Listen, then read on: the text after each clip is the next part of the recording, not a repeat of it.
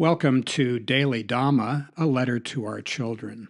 I'm Dhamma Bum, and I will introduce you to our YouTube channel and to the book upon which it is based. The Buddha that you see in the picture above belonged to Mrs. Dhamma's great-grandfather, who was a Jodo Shinshu monk. That's the dominant sect in Japan, and it's Mahayana Buddhism. And he was famous for walking around talking to people about Ichi-nyo, the oneness of all things. We're very grateful to him and his wife for the big Buddha, for Mrs. Dhamma, and for their great-great-grandsons, none of whom would be here if it were not for them. With only 4 exceptions, we have not mentioned our most important sources by name. Our parents, grandparents, great-grandparents, children, grandchildren, and friends taught us everything of value here. The opinions expressed and mistakes made are ours alone. We're grateful for the comments received from people who have seen bits and pieces of this, but we won't implicate them. We didn't circulate copies for several reasons. One, we didn't want to impose on anyone. We also didn't want to mention anyone who might be uncomfortable being linked to our opinions. And finally, this really is a letter to our kids and grandkids, so it seems strange having someone else read it first. We realize it sounds disingenuous to publish something we claim we don't want people to read, but that's not exactly the case. We don't mind people reading it, but we wrote it for ourselves and for our kids, not for anyone else. Starting a book with a reading on humility takes some chutzpah, but please hear us out. We're just a couple of geezers in rural Japan with no illusions about changing anyone's mind about anything. We wrote this for 2 reasons only. First, we want to pass something on to our children, grandchildren, and great-grandchildren who are spread out over 2 hemispheres. Second, we want to add some Dhamma, the teachings of the Buddha, to our own morning readings. Our primary purpose is to leave something behind besides a bag of IOUs. Writing a book is within our control. People reading it isn't. Small expectations, big serenity. If anyone, family or otherwise, finds these readings useful, fine. If they don't find them useful, fine. If you are not our progeny, and even if you are, these may not be the droids you are looking for. Fine. We've looked for a Dhamma reader for personal use for years. During that time, we've read 3 books every morning over coffee. We still find them inspirational, but we'd like to add a reminder of our own spiritual and religious beliefs too. We have a mixed marriage. Mrs. Dhamma is Jodo Shinshu, that's Pure Land, Mahayana Buddhist. Dhamma Bum, that's me, is Thai forest tradition Theravada Buddhist. Because we couldn't find a daily reader that works, we made one ourselves. This too is within our control. So, to our children and our children's children, in our opinion, the world has always been a hot mess. If you're looking for doom and gloom, you will surely find it. Just remember that describing the darkness does not shed any light. There have been many, even darker days in the past, but our ancestors left us tools for when we feel overwhelmed. These may be hard times, but they're going to pass. They might pass like kidney stones, but they'll pass. In Buddhist terms, things arise and then they disband. They disband, then they arise. Or, as Joe Rogan put it, hard times make hard men make soft times, Soft times make soft men, and soft men make hard times. So it goes. The Buddha and Rogan aren't the only ones we quote. We tap a wide variety of sources. Being derivative is not a bug, it's a feature. This isn't academic, but we do give in-text citations and sources in the appendix. The whole point here is to pass on what we've learned from others, most of it through unforced errors, not listening, and ignoring common sense. Here's a tip. Try to learn from others' mistakes because there's not enough time to make them all on your own. Around 2012, we wrote letters to our youngest sons as they were leaving home. Mine were banal. Mind your own business, keep your hands to yourself, don't be a jerk, like that. But Mrs. Dhamma told them that to have a good life, they need humility, sincerity, effort, and gratitude. These are the four main themes we develop in this extended letter to the people we love the most. Between these cardinal points, we have inserted the parts of the Eightfold Path. These are among the best ideas bequeathed to us all. What we've learned is that we are as happy as we want to be, our attitude is entirely up to us, and we are not the boss. Chances are the same goes for you. So, gang, may you live happy, joyous, and free. We hope this wee book might provide you an evening's entertainment, or a daily reminder, or maybe just a beer coaster, who knows. Humble as it is, this is what we've got. We love you and wish you much more love in your life, both given and received, as you move along your journey. Whatever you put into life, that's what you'll get back. All our love, Dhamma Bum and Mrs. Dhamma. And that was Christmas 2022. Postscript, Thanksgiving 2023. In the course of writing this, we've come to believe most of the trouble in the world results from trying to change others instead of changing ourselves.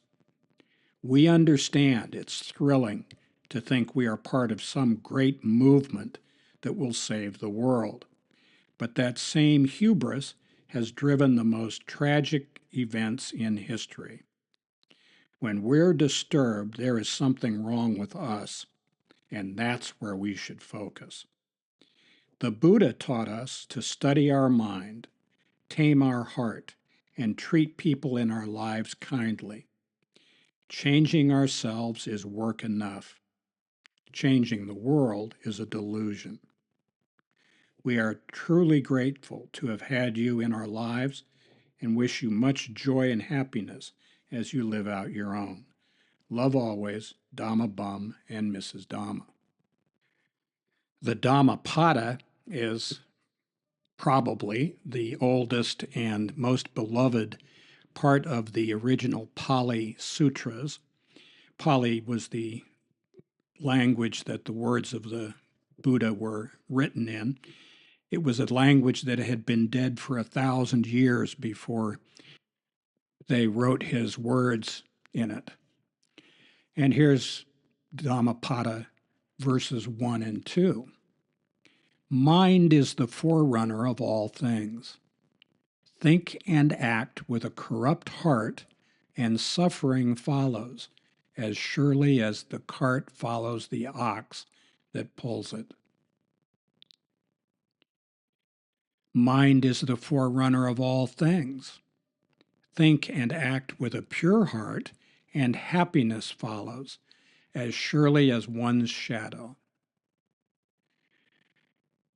Dhamma is the words of the Buddha. It is truth, cause and effect, law, order, nature, the way things are. The Dhamma is the Tao, the road, good orderly direction, G-O-D, great universal spirit, G-U-S, and the world in which we live. Dhamma, God, Gus, is the reality beyond predicates. It lies beneath the world of change and permeates all. The Dhamma teaches there is suffering, the cause of suffering, the cessation of suffering, and the path leading to the cessation of suffering. Study the Dhamma, calm the mind and tame the heart. Look past the surface and grok the transcendent. Experience God in the here and now, the only time and place we have. Spoiler alert. We're as happy as we want to be. Our attitude is entirely up to us, and we are not the boss. That's what the Dhamma teaches us. The quote above from the Dhammapada comes from the Ajahn Chah book, Food for the Heart. He did not write the book, but his words were recorded or taken down by acolytes, and after his passing, they did put it together. Here's something else from Ajahn Chah, a person that you will be hearing much of if you continue to listen to this. All religions are like different cars, all moving in the same direction. People who don't see it have no light in their hearts.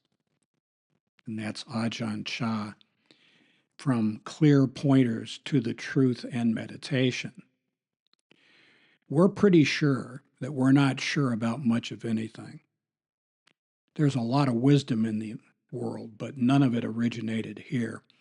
Our focus on the Buddha might be garden variety religious delusions. Could be.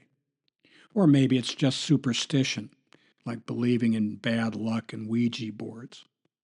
Or perhaps the brainiacs are right, and this is all just a simulation. Who knows? Could be, could be. Not for sure. One of the themes that we'll be returning to throughout the book is the Four Noble Truths, the Eightfold Path, and the Five Precepts. The Four Noble Truths. There is suffering. Suffering is caused by attachment. Suffering ceases with non-attachment. The way to non-attachment is the Eightfold Path. The Eightfold Path, Magga in Pali, consists of two things: right view, or right understanding. This is the world we live in. We live in a world of consequences. We are responsible for our actions. And right intention. What is it that you want to do? When we say that we are as happy as we want to be, that's what we mean. And those two constitute the wisdom path, or panya, within the Eightfold Path. And those appear in the first quarter of the year under Mrs. Dhamma's humility rubric. The second stream within the Eightfold Path is called the ethical conduct stream, or sila, and it consists of right speech. Say what you mean what you say, and don't say it mean. Don't stir people up, don't lie, don't dissemble, don't try to con people into doing things. Right action. Do the right thing. I know many people say, oh, I don't know what that is, that's very complicated. And not so much. If you look over your shoulder before you do it, you knew it was wrong, you did it anyway, you're on the hook. So you can't get out of it that way. And the last part is right livelihood. We do not make a living preying on on other people. We respect the divine spark within others, and we act as if we are dealing with God, who is exactly what we are dealing with. Now, the ethical conduct path is very important, because if we are living a double life, or we are half stepping, or we're being one thing to the boys and a different thing to the girls and a third thing to the people down at the bar, then we're not going to be comfortable in our own skin, and we cannot sit in meditation, which is the third stream within the Eightfold Path, the mental discipline stream. It's called samadhi. Some people say it's right concentration, or just the meditation stream. And it also consists of three parts. Right effort. We have to make an effort to meditate. We need to make an effort to live in keeping with the teachings of the Buddha. This stuff doesn't fall out of the sky. Right mindfulness. We have to pay attention to the teachings. We have to pay attention when we are sitting in meditation to study our mind and tame our heart. We must pay attention to what we're doing and not be off with the fairies writing a love letter or doing our shopping list. And right concentration. When outside thoughts intrude, we gently brush them aside, saying, "No, that's not my business. I'm concentrating on my breaths." And that's how we do that. Now, the three parts of Magga are sometimes listed as Sila, ethical conduct, Samadhi, mental discipline, and Panya, wisdom, but it scarcely matters. They're given in both orders in the sutras, and they're elements of a set. We need enough wisdom to start, but if we're not acting right, we can't meditate, and if we don't meditate, we won't gain insight. Colloquially, we need to wise up, act right, and contemplate. We can't think our way into right actions, but if we act right, our thinking falls into line. And finally, the 5 precepts for the Buddhist laity are refrain from killing, refrain from stealing, refrain from sexual misconduct, and refrain from lying and harsh speech, and refrain from intoxication. We do urge our children, grandchildren, and great-grandchildren to learn from the best. It is nonsense to think we can learn only from people like us. We are quite unlike the Buddha, Indian, Ajahn Chah, Thai, Marcus Aurelius, Roman Emperor, Epictetus, Greek slave in Rome, Viktor Frankl, Auschwitz slave, Thomas Sowell, great-grandson of American slaves, Alexander Solzhenitsyn, Gulag slave, Joan Didion, Californian as an earthquake, Florence King, 33rd degree Heyoka, Eric Hoffer, stevedore, Confucius, just checking, or Gertrude Himmelfarb, New York Russian Jew, among many others.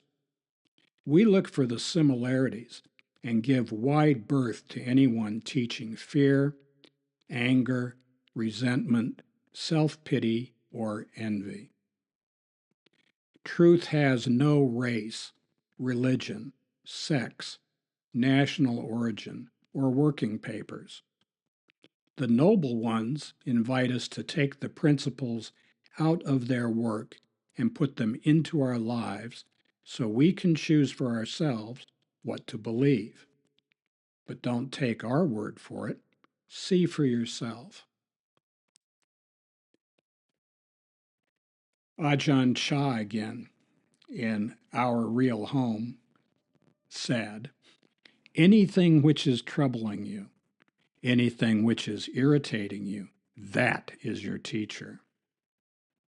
We agree. When we are disturbed, there is something wrong with us. When we are restless, irritable, and discontent, it is because we refuse to accept life on life's terms.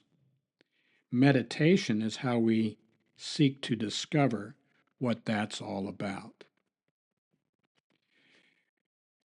So, we welcome you to the channel and hope that something you hear in this place will be of use to you as you go through your life.